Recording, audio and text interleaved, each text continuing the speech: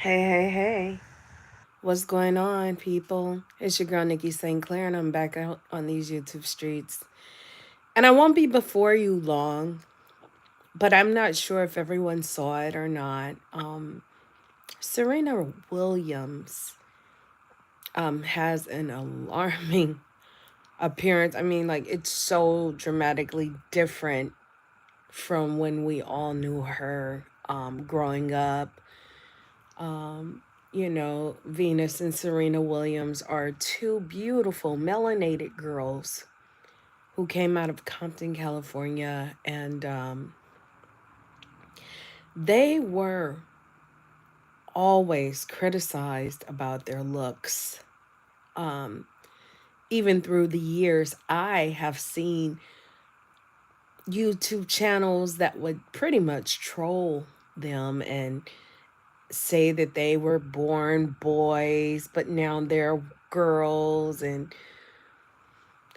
Venus and Serena, they were just smart, athletic, ambitious young girls who had the love and support of a father who was there for them. But even after we saw, and I don't know if you guys saw the story of their childhood, because Will Smith played it. I'm not sure what the movie was, what the movie was called anymore. I can't recall the title.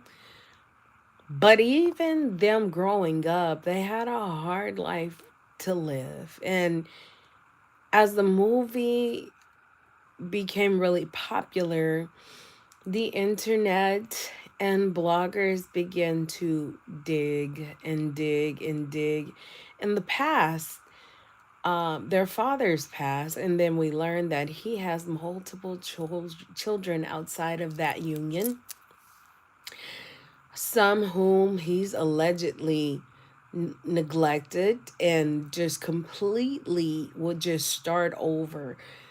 He'd get with one union, it didn't work out, he'd leave and start another union and start another family. It didn't work out, and then so forth until he produced these two little girls and molded them and made them into what he wanted them to be.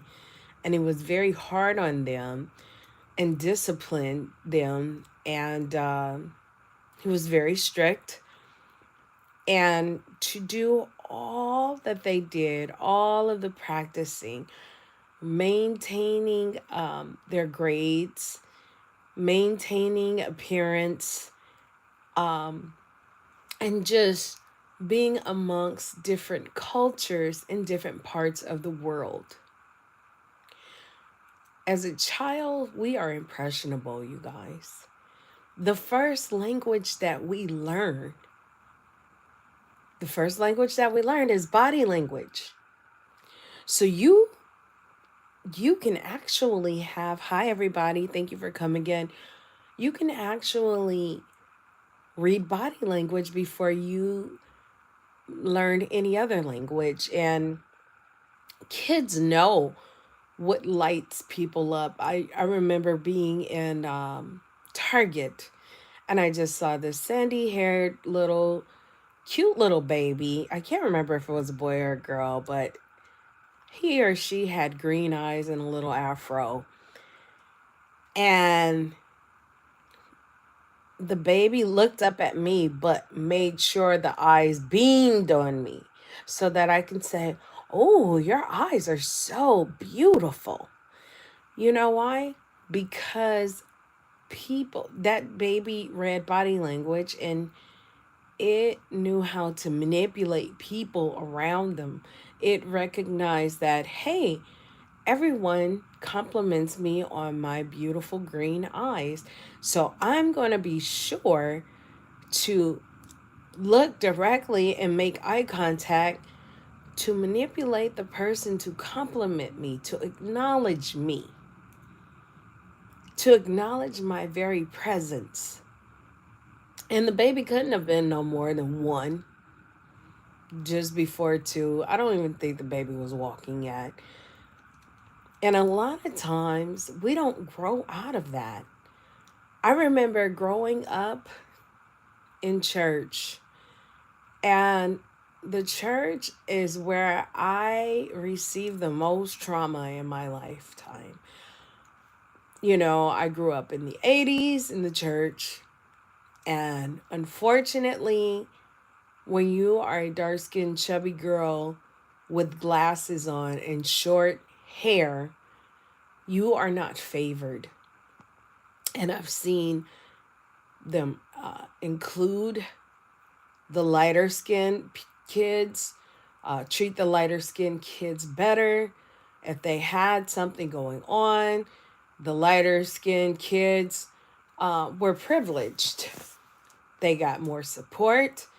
If one of them was in school and asked the church for support, oh, can you help me with this fundraiser? They got all of the energy and the support they needed because they were favored based on the way that they looked.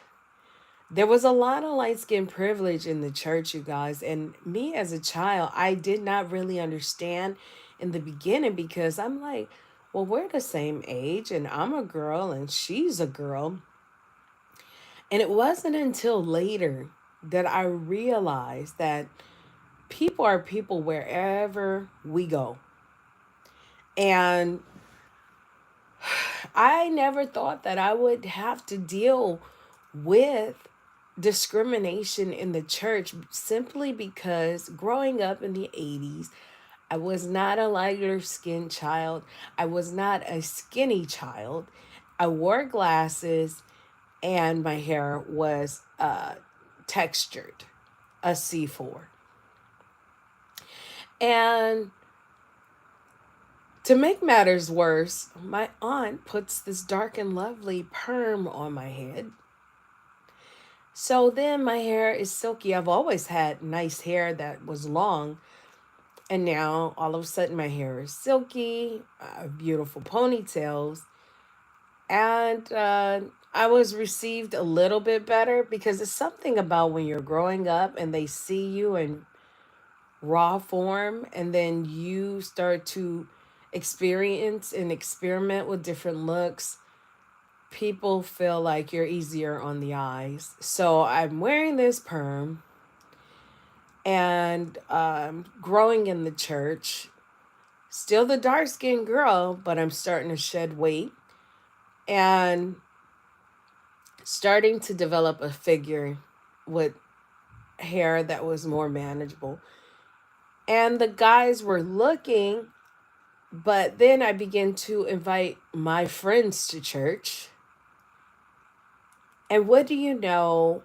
The family of that church, of the preacher, they're all bright skinned. I mean, like, everybody is Beyonce, Rihanna's color. I mean, like, if you were to do the paper bag test, everybody in that family was bright. And ironically, the women in that family would date darker men, but all of their friends looked like them. They were all skinny.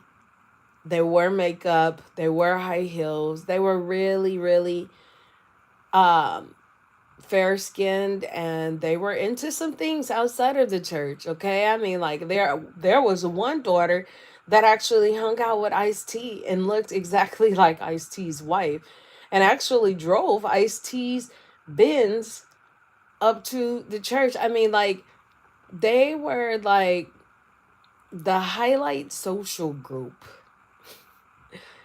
of the 80s and the 90s that I was able to see because, like I said, I grew up in the church. I was faithful. My mother was faithful. We had choir rehearsal. We had Bible study. And then we had church. And then we had evening church. So I found myself being in the choir thinking, well, I love to sing and I love music. And so I would go to choir rehearsal hoping for acceptance, y'all. looking for the love. And like I said, the church was very colorist. They made differences. When I start bringing my friends, let my friend be lighter skinned with long hair and let them join. They would have outside events and call my friends and invite them to the social events outside of the church, but exclude me. It was things like that. We had a dining hall in the back. And you talk about mean girls, how everybody had a specific table that they would sit at. And if you were in the in crowd, or if you were light skinned, or if you had this amount of money, you could sit with us. But Nikki, oh, you can't sit with us. Oh, that seat's taken. I felt that. When I saw that movie, it brought back memories because these are events that I experienced in my youth in the church, in the house of the Lord. And in the house of the Lord and the word, I was taught to love everybody, to accept everybody. And I found myself going above and beyond, even as a child to a preteen to a full teenager, going above and beyond trying to be accepted in the church. As I said before, my aunt gave me a perm. By the time I was 15, all of my hair fell out. So I am back to square one with absolutely no hair, still dark skin, of course, and chunky nonetheless. But I had lost some weight, but I still was chunky with glasses. And they used me as a body in the church. They used me as a soprano in the choir. They used me to be a secretary for Sunday school. They used me to help pass out this, pick up that, clean up the church, oh, barbecue. I was there for everything. And I thought that I was earning my keep and earning my way into being accepted in the church because I figured, well, I'm not light skinned, but I'm here and I'm not as light skinned and skinny and pretty as the others, but because I'm here and I'm working diligently in the church, maybe they'll accept me. Maybe I can get the same hug, the same energy. Maybe, just maybe, I'll get invited to social circles outside of church. And the answer was no. And I was very, very heartbroken because, like I said before, when you are a baby, the first language that you learn is body language. And we all know, even as adults, what the energy is like. You know when a person is feeling you, you know when a person is not feeling you. You know when you are loved and accepted. Sometimes you know when you walk into a room, you know if they've been talking about you or when they haven't been talking about you. Or maybe they're really good at masking the fact that they've been talking about you and you wouldn't know. But because their child is in the room and their child heard everything that was said about you, where that child used to run to you and give you a hug and you could see the lights in their eyes. Sometimes they give this shameful, disappointed look and they're not giving you the love and the affection that they once did. You know why? Because that child is impressionable and now that child has a preconceived idea about you. I'm saying all of this to say that can we really put ourselves into the position of Venus and Serena? They are the best of the best, the cream of the crop. They have their own money. They have sponsorship. They have education. And they have traveled the world to do what they do and be the best at what they are, only to be reminded, even by our own, that they're black, that they look masculine, that they're too muscular. Did you see her in a dress? She looked like a man in a dress. Did you see her? She's twerking. That's not even honorable. She, everything that Serena, and I've seen Serena in person. I've met her before this big transformation. On TV, she looks really big, but in person, we were at the Howard Hughes Center, and we were both in line to get a Subway sandwich. She's absolutely gorgeous before any of the changes and modifications that she's made. But I'm here to tell you that when you read the different comments, here you are feeling good about yourself, and you read the different comments. And then she started hanging with Beyonce, and standing next to Beyonce, they really came down on her. And then you had a person like Drake who did not care about how the world saw her because he really liked her and he supported her. And I don't know if it was an act or not, but any man that can stand by you and date you openly when you've gone through a lifetime of scrutiny based on the way that you look and present to the world, that is a strong man, you know. But at the end of the day, that trauma still set in.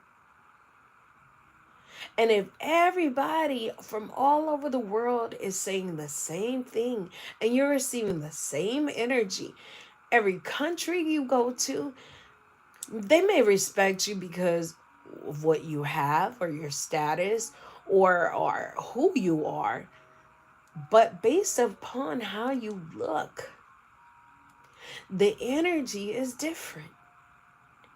Now here she is. She has all different friends from all walks of life and all over the country. She has a nice looking husband who happens to be white and a biracial child.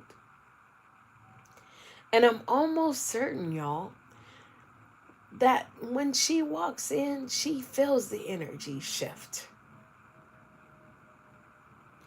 Recently, around in Paris, around the Olympics time, I don't know if they knew her or not, but she walked in and they still didn't respect her. They didn't want to serve her. And then when they found out who she was, and after she tweeted, they had to do damage control. They had to do damage control because they were concerned about their reputation. They weren't concerned about her feelings.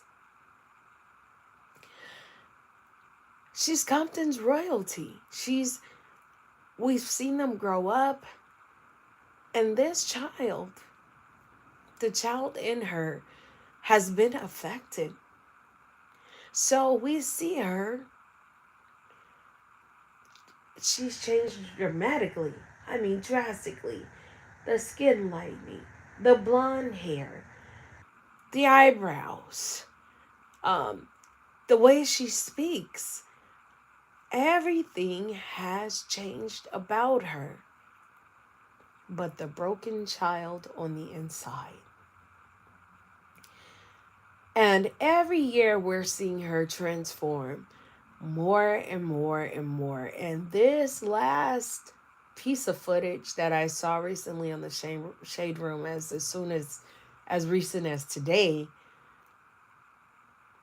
I just saw brokenness and I saw trauma. And while everybody wants to make fun of her and post white chicks Wayans Brothers, spoof movie, White Chicks, memes. I see brokenness. I see sadness. I see trauma. And though she is wealthy, wealth is something that cannot fix this trauma. You have to do shadow work. You have to um, really go within. You have to have a prayer life. And you guys, I'm one to talk because just like I was telling you, the childhood trauma that I suffered in church, it followed me. And I began to notice everywhere I went. Growing up in the 80s and 90s, they liked the light skinned girl with the red lipstick and the baby hair. And I like dark skinned men, but the lighter skinned men, they favored more the chocolate women. But I wanted to date who I wanted to date. And it just so happened, and it seemed as though the guys that were chocolate, that looked like Big Daddy Kane, they wanted someone light bright, halfway white, or another race. And rejection, along with childhood trauma, and being discriminated against in the church, because I had a lot of colorists in the church, and they were never really corrected because most of them were the children of the pastor, and he didn't really correct them. Um, my childhood trauma went left untreated. And by me losing all my hair by the time I got to the 10th grade, being chubby and being dark skinned, it took a toll on me. And by the time I got to the 12th grade, I developed an eating disorder. So then I got really small. And then, after I developed an eating disorder, I began to work. I began to babysit and get a job and catch the bus and save my money. And then the bond and weaves came out. So I started to wear a weave because my hair was growing, but it was growing slowly. And all of the perm had fallen off, and I started wearing bond and weaves. And by me losing weight and having weave, by the time 12th grade, 11, about a 12th grade, first year of college, Lil Kim came out and Foxy Brown came out, and those girls were chocolate like me, and they were beautiful and they had cheekbones, and I favored a little bit of both of them. So there was some type of leniency. It's something about when people see someone on TV and then they have someone that favors that person amongst them, they kind of draw to you. So here I was, they were saying, "Oh, you look like Foxy Brown, you look like Lil Kim." And I actually love Lil Kim because I saw someone on the TV. I saw where I could be. It made me want to push further. Not getting into the naughtiness of Lil Kim, but I felt like she was luxurious and she commanded the room and she demanded respect and she was confident. And I began to draw that energy from the TV, from the different videos. And I wanted to dress better and I wanted to look better. And I started looking into MAC makeup and I began to put myself together accordingly based on what I saw. And even though the energy changed for me, I was still broken inside, y'all. I was still broken on the inside. There was still a child on the inside that was broken, and I had suffered so much trauma that here I am, eating disorder, wearing weaves, and going almost broke to wear Versace, Dooney and Burke, Dada, Donna Karen. These are like the big names back then. And Gucci even. I'm going broke because I'm thinking, okay, I'm skinnier now. I'm wearing a weave and I got the labels. So people begin to flock to me because they felt like I had the money. And I was portraying someone else. And it worked for a little while. But then Lil Kim started getting lighter. She started getting lighter and brighter through the years. Other celebrities began to get lighter and brighter.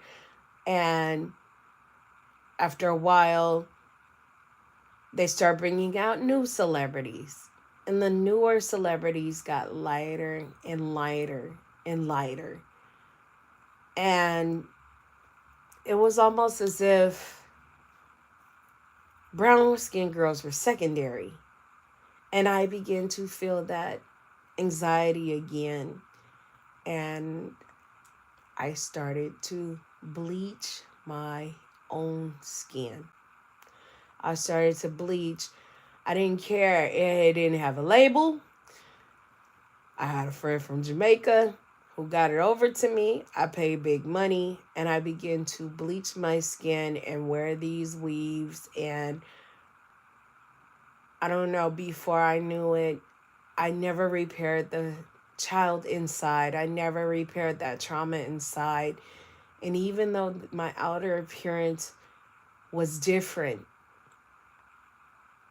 you know, I'm bleaching my skin, I'm wearing lashes, I've gotten my lips done, I've lost weight, you know, and I am really getting the attention and the energy that I've always wanted as a child. That child was all suffered trauma. And Venus and Serena, they have suffered a lot of trauma. And things have been dug up about their parents. They lost a sister. So much has happened. And even to the letter, to this day, they're always receiving. Now, her sister has kind of gone to the dark and she lives a private life. You rarely see her. But Serena, she's pretty much in your face. And she's like, this is me. This is how I'm going to be. And I don't care. And she's got the wealth and she's got the children and she's got the husband. But you can see that that trauma is really, really taking a toll on her. And, you know, I've been in therapy because I'm a work in progress, y'all. The first thing you have to do is acknowledge that there's an issue. And then once you acknowledge, you could develop a map and you could put a big red dot that says start here. And you could write out where it is that you want to be and what you want to accomplish. And through therapy and prayer, I'm really working on healing that broken child on the inside. And even if I were to strike it rich tomorrow and win the lottery, if my inside is broken, I'm no good for anybody. I'm no good for anybody. I can flaunt my wealth. I can go to the Chanel store. They can give me a glass of champagne and know me by name. But deep down inside, if I have trauma that I've never dealt with, I'm going to carry that everywhere I go. And I think that that's what we are witnessing and seeing. You know, we have to be healed on the inside so that we can be whole on the outside. Anyways, I'm Nikki Sinclair. I just wanted to chat with you all and be transparent. I'm being transparent. Y'all, I have a lot of trauma that I dealt with from a kid, even up until this day.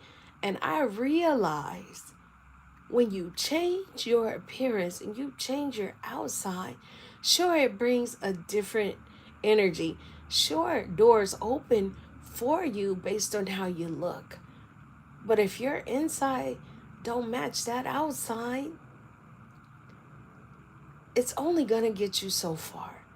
So fix your inside and work on your outside and work on accepting and loving your natural outside. I'm all for tweaks. Nene looks great. The housewives look amazing to me. You know, Nene is in her 50s, approaching her 60s. I don't know what the girl has done. She looks great. But my whole thing is you could do whatever you want to do, but fix your inside first so that you don't wear your trauma on the outside. I'm Nikki Sinclair. Thank you for stopping by. You could have been anywhere you wanted to be, but you chose to drop by here. Please like, comment, and subscribe, and I will talk to you later. Peace.